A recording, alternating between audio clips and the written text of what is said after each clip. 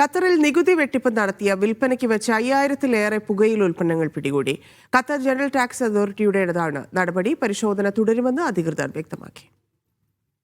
Excise നികുതി നിയമം വെട്ടിച്ച് നിശ്ചിത മാനദണ്ഡങ്ങൾ പാലിക്കാതെയും അംഗീകൃത ടാക്സ് സ്റ്റാമ്പ് ഇല്ലാതെയും വിൽപ്പനയ്ക്ക് വെച്ച ഉൽപ്പന്നങ്ങളാണ് ഖത്തർ ടാക്സ് അതോറിറ്റി പിടിച്ചെടുത്തത്. നിയമലംഘനം നടത്തിയ സ്ഥാപനങ്ങളുടെ ഉടമകൾക്കെതിരെ നിയമ നടപടി ആരംഭിച്ചതായി അധികൃതർ അറിയിച്ചു. ലോകാരോഗ്യ സംഘടനയുടെ പുകയില നിയന്ത്രണ ചട്ടക്കൂടുകൾ സ്ഥാപനങ്ങൾ പാലിക്കുന്നുണ്ടെന്ന് ഉറപ്പാക്കാൻ ലക്ഷ്യമിട്ടുള്ള പരിശോധനയിലാണ് നിയമലംഘനങ്ങൾ കണ്ടെത്തിയത്. സിഗരറ്റുകളോ മറ്റു പുകയില ഉൽപ്പന്നങ്ങളോ ഇറക്കുമതി ചെയ്യുന്ന സ്ഥാപനങ്ങൾ ധരീബ പ്ലാറ്റ്ഫോമിൽ നിർബന്ധമായും രജിസ്റ്റർ ചെയ്യണമെന്ന് അധികൃതർ ആവശ്യപ്പെട്ടു. രാജ്യത്തിനകത്ത് എക്സൈസ് സ്റ്റാമ്പില്ലാതെ ഇത്തരം ഉൽപ്പന്നങ്ങൾ ഇറക്കുമതി ചെയ്യാനോ വിതരണം ചെയ്യാനോ പാടില്ലെന്നും ടാക്സ് അതോറിറ്റി അറിയിച്ചു. Media 1 Doha.